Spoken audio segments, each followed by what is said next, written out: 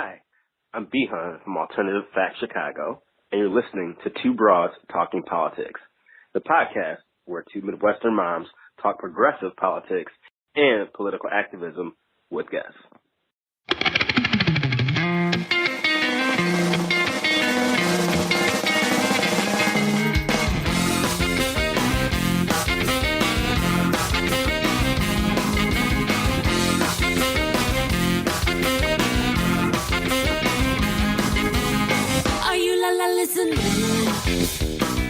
Hi everyone, this is Kelly with Two Broads Talking Politics, and I'm here today in this episode with Chalis Montgomery. Hi, Chalis. Hi. And Chalis is running for Congress in the Georgia 10th District. So, first of all, we're recording on Mother's Day, so happy Mother's Day, Chalis. Thank you. So, could you start by just telling me why you're running for Congress? Why right now?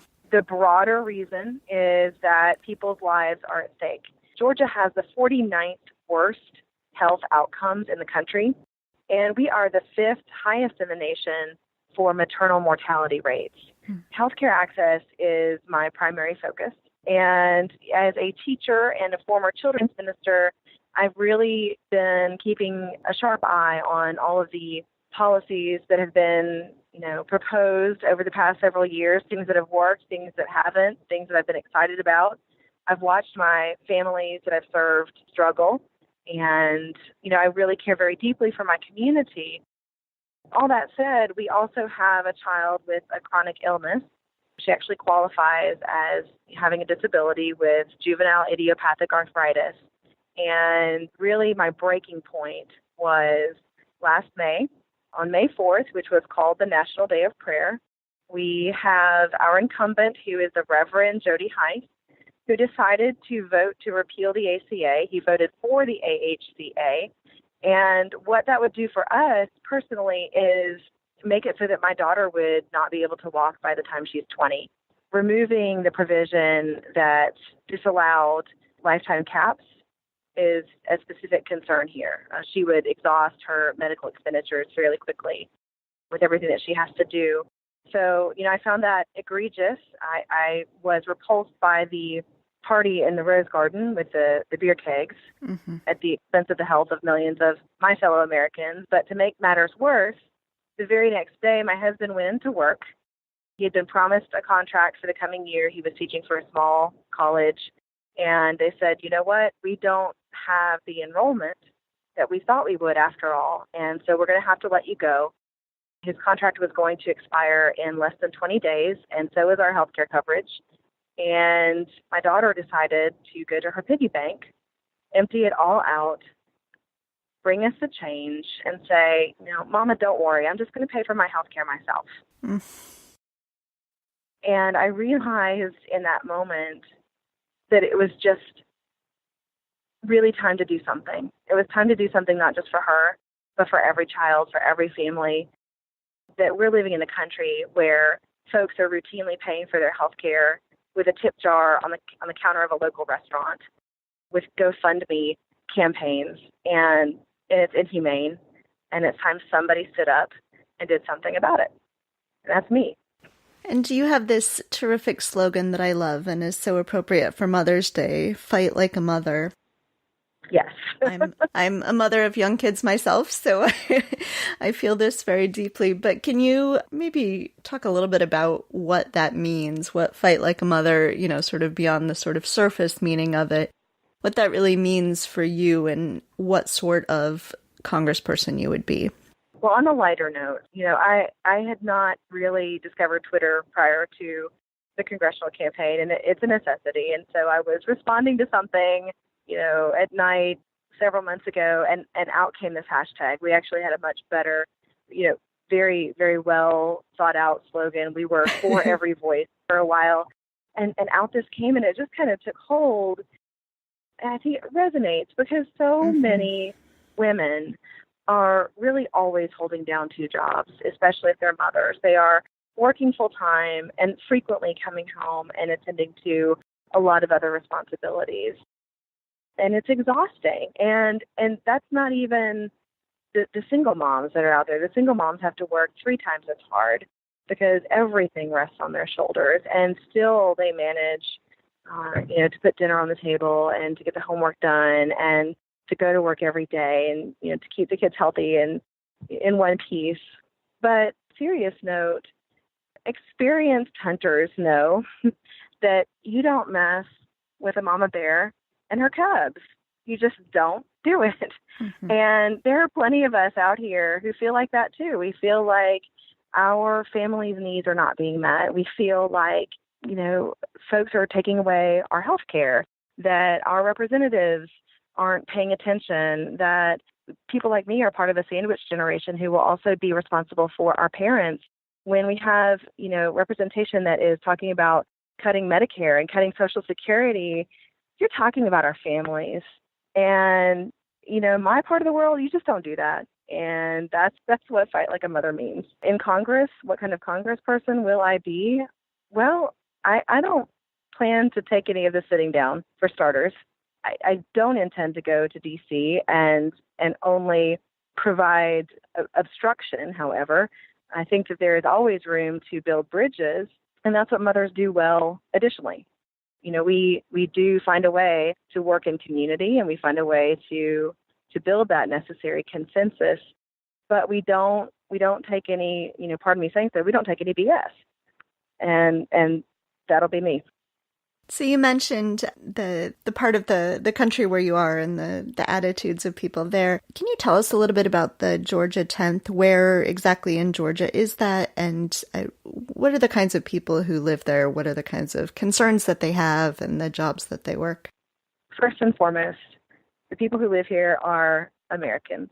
And I think that really bears saying, because sometimes maybe people in another part of the country look at the South and they think, they're backwards or they don't understand. We share values with a lot of people.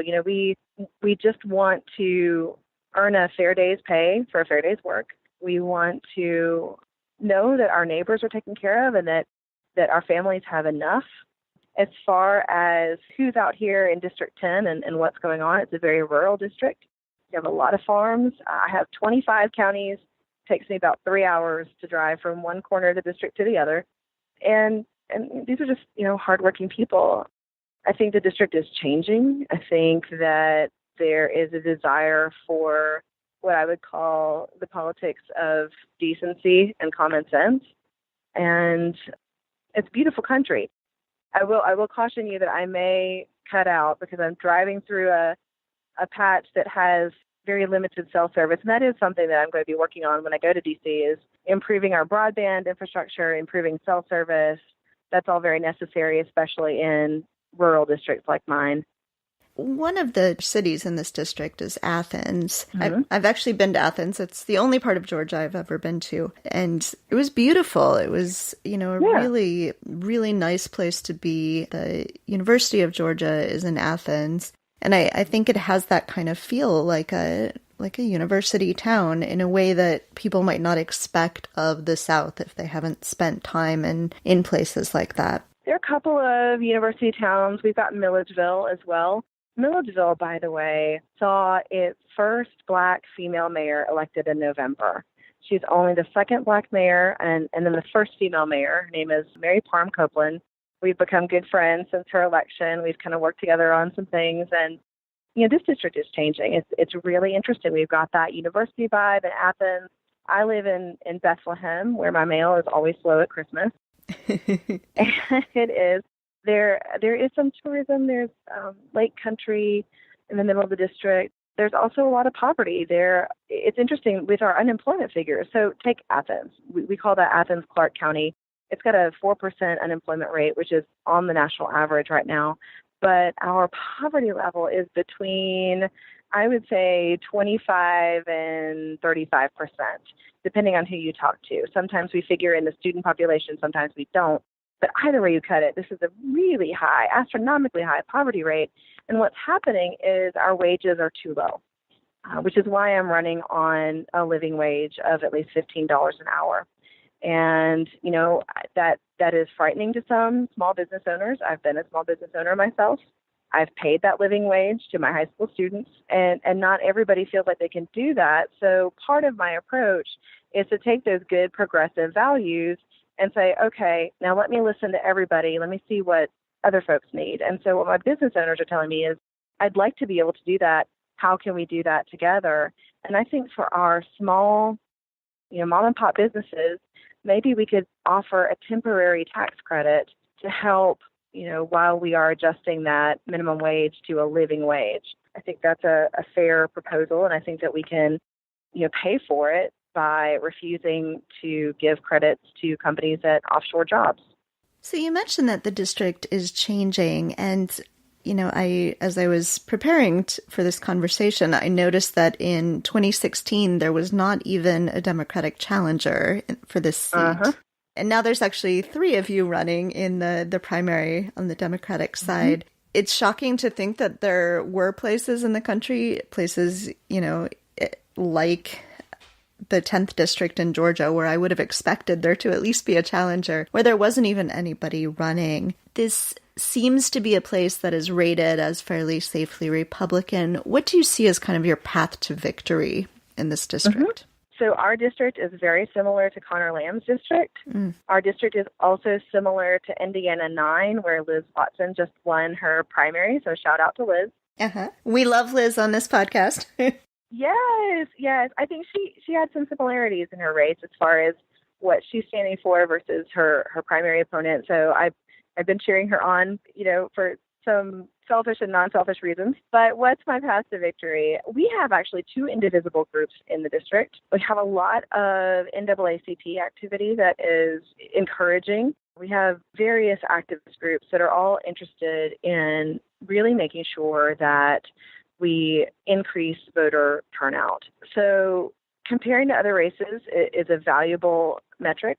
Not to say that every race is going to look the same, but I am very encouraged by the Doug Jones win and the Connor Lamb win. But really, the path to victory is about retail politics. In a district like this, you can send out as many mailers as you want. You can make as many robocalls as you want. But if you are not out there talking to the voters and going to places, I went to a business the other day that, the owner said, no one has been here in 20 years to talk to me. Thank you for coming. And just going out and letting people know that you're willing to listen, no matter whether they have an R or a D by their name, is so valuable. That said, if we focus on Democratic turnout, we'll just have to get out to vote. And I think part of that will be determined by who is at the top of the ticket. I think that the Georgia gubernatorial election has a potential to be very energizing. Mm-hmm. So we'll see how that plays out as well. So obviously healthcare is something that's important to you, and the economy. Are there other issues that are driving your campaign? So we are pleased that we align so well with the Poor People's Campaign, the demands that Dr. William Barber has put forward, including especially pay equity. We forget that if we don't write in the explicit guarantee of equal pay for equal work into any jobs plan, then it doesn't get done. And there have been pay equity laws on the books, but there's just not the transparency that is needed. And so that is something that is critical to me. I think when you have millions of women marching in the streets, it would be exceedingly short-sighted not to put forward a plan that protects things like pay equity, like the ability to stay safe in your workplace and free from harassment, free and reduced cost childcare, fully funded education, starting with pre-K. I support initiatives for free college, especially technical college. In my district, we have some pockets of higher unemployment, but those seem to match up with a lack of technical education. And so we just need to make sure that we're providing the education that's needed, and then we have a ready workforce for employers that want to come in. The Voting Rights Act is a big deal here in Georgia. We have a Secretary of State who has dumped 500,000 voters off of the voting rolls, and there have been lawsuits by the ACLU. So, if you don't have the unfettered right to vote, we really have trouble accessing a democracy in the way that it should be accessed. I feel like our civil rights are increasingly under attack. So I support civil rights that embrace everyone, no matter, what you look like or where you're from or who you love. Specifically, the Employee Non-Discrimination Act And I'm a Sustainable Politicians Project endorsed candidate, which means that I am out there talking about things like aquaponics and solar